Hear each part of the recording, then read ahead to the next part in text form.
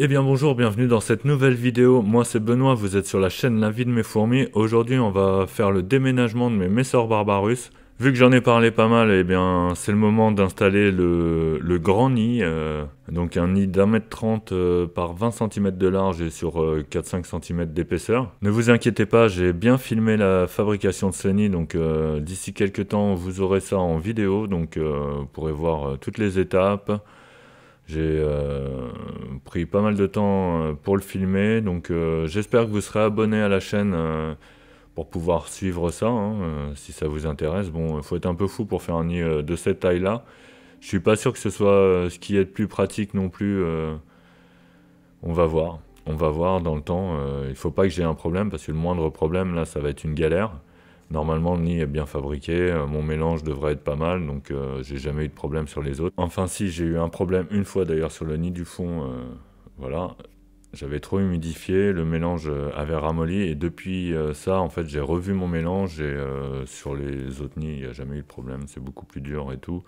Donc je m'inquiète pas trop pour ça, mais on se méfie, je les guette, de toute façon elles sont dans le salon, hein. J'ai l'œil dessus tous les jours, à longueur de temps, et avec ce nid là c'est encore plus attrayant. Il y a un truc, je trouve que ça fait assez classe, surtout avec le terrarium qui est à côté, le paludarium à côté. Je vous ferai une petite vidéo, un de ces quatre là, sur ce paludarium, mais j'ai l'eau qui est dedans, qui est encore en cyclage et tout. Après je vais y mettre des petites bêtes et tout, donc je vous montrerai ça. Je pense que je ferai une vidéo pendant la diapo, ça va... Je vais avoir bientôt plus de sujets à traiter pendant la diapose qu'en dehors de la diapose. Là on peut voir les fourmis qui sont toutes agglutinées dans le tube.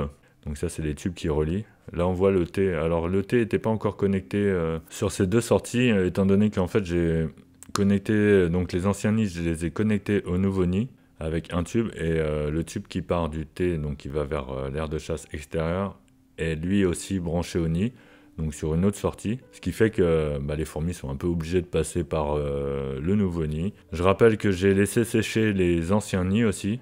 Elles supportent pas quand il n'y a plus d'humidité, elles vont directement chercher l'humidité, donc et j'ai réhumidifié. Donc là vous pouvez voir sur la droite du nid, les endroits où il n'y a pas de galerie, en fait c'est les endroits où j'ai percé mes trous, où j'humidifie, donc à la seringue.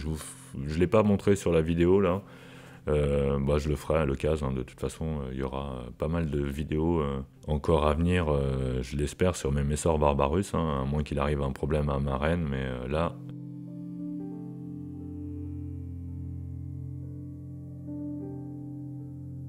Donc comme je vous disais, ce déménagement a duré, donc je les ai connectés vendredi dernier. Ensuite j'ai fait les images au fur et à mesure, donc au début c'était bien sûr dans la soirée de vendredi, et au fur et à mesure ça a été le week-end, je peux pas vraiment vous dire quand. Mais à un moment j'ai vu qu'il y avait de l'agitation, je me suis levé de mon canapé, c'est le week-end quoi, donc je me suis levé doucement, et j'ai pris le téléphone, j'ai vu la gine passer, donc je me suis dit que c'était parfait, parce que ça... Quand la gine passe, moi, après le déménagement, je sais qu'il va beaucoup plus s'accélérer. Une fois que la reine est en lieu sûr, je prends plus trop de pincettes avec le déménagement. Vous allez voir qu'après ça, elles n'ont pas eu trop le choix de déménager rapidement.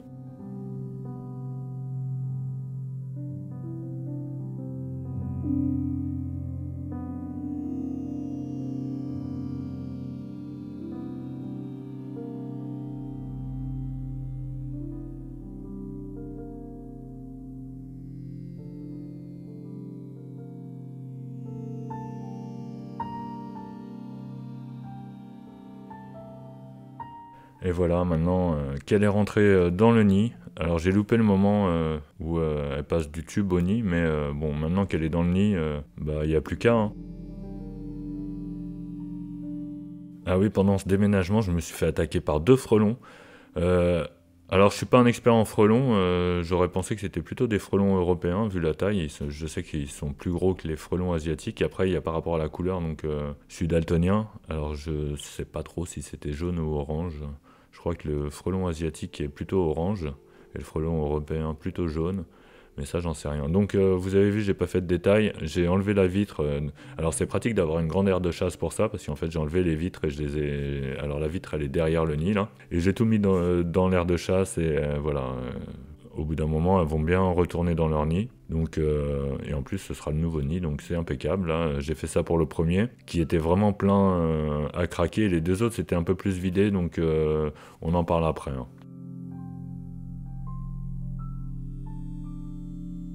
Et justement, nous voilà devant les deux autres, donc ça s'est bien vidé. Alors là, je suis en train de vous montrer avec mon doigt que je vais passer ce tuyau-là et je vais le brancher sur le T. Donc ensuite, il y aura deux sorties du nid qui iront directement à l'aire de chasse. Je prévois dans le temps de faire un... J'ai fait un troisième trou en fait dans le nid. Et ça me permettra de faire un autre tuyau qui va aller à l'aire de chasse et plus gros, un plus gros diamètre. Donc là, c'est un des frelons, vous voyez, je l'avais juste assommé, donc en fait, il est arrivé encore vivant dans l'ADC, mais il n'y a pas de problème, mes fourmis vont le défoncer, c'est pas un frelon qui va leur faire peur. Ça, c'est pas un truc qui m'inquiète. Elles sont assez, faites pas ça avec une fondation, surtout des Messor barbarus, elles vont se sauver en courant. Par contre, les Messor barbarus, pour moi, c'est les pires de toutes mes fourmis, là. Elles sont vraiment violentes. Je sais qu'il y en a qui disent le contraire, mais pour moi, c'est vraiment de très très bonnes chasseuses. Je peux mettre un grillon dedans, il n'y a pas de problème, hein. Qu'ils soient en pleine forme ou quoi, il va se faire attraper à un moment ou un autre. J'ai vu une fois, c'était un frelon qui était rentré dedans, il est rentré dedans par lui-même, j'en avais fait une vidéo, elles sont accrochées à ses pattes et tout. Bon, au final, il a réussi à se sauver, tant mieux pour lui, mais en tout cas, elles chassent et elles n'ont pas peur d'y aller, hein. Donc, n'ayez pas peur non plus.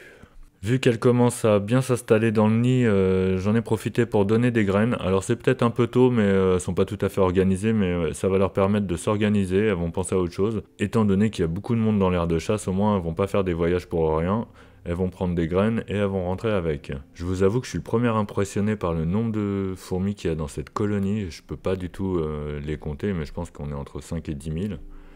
Et au début je disais ouais 10 000, ça fait énorme. Un peu de la parlotte quoi, mais en vrai, maintenant que je vois le nid, comment il est rempli, vous allez voir sur la fin, je commence à me poser des questions.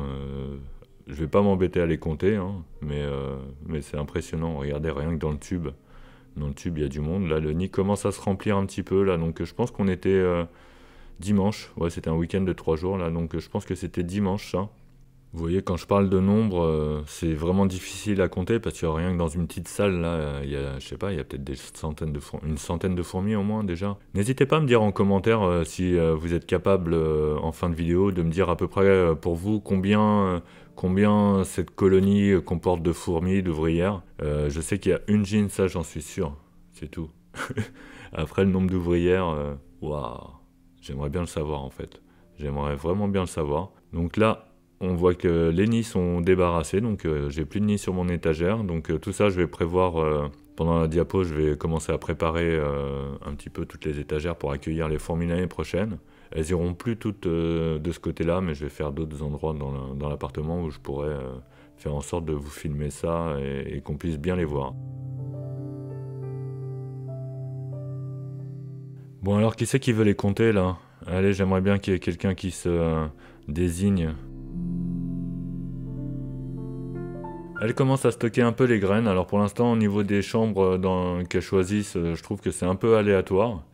C'est pas forcément les endroits où je pensais qu'elle les aurait mis, mais pour l'instant, je pense qu'elle les amène. Elles amènent les graines dans le nid et au fur et à mesure, elles les mettront dans les endroits sûrement plus efficaces. Parce que là, je pense que c'est un peu humide où ils l'ont mis. Et là, nous arrivons sur les images que j'ai filmées hier. Donc aujourd'hui, il y a encore un petit peu plus de fourmis dedans, donc vous pouvez voir qu'elles me l'ont quand même pas mal rempli, hein. Je pense qu'une fois que ça va se détasser d'un peu partout, le nid va être rempli aux 3/4, pas loin. Donc il va falloir que je commence à réfléchir à un nouveau nid. Moi, je vous remercie d'avoir regardé cette vidéo. Je vous dis à mercredi prochain. N'hésitez pas à commenter, à vous abonner si c'est pas fait, et allez, à la semaine prochaine. Ciao.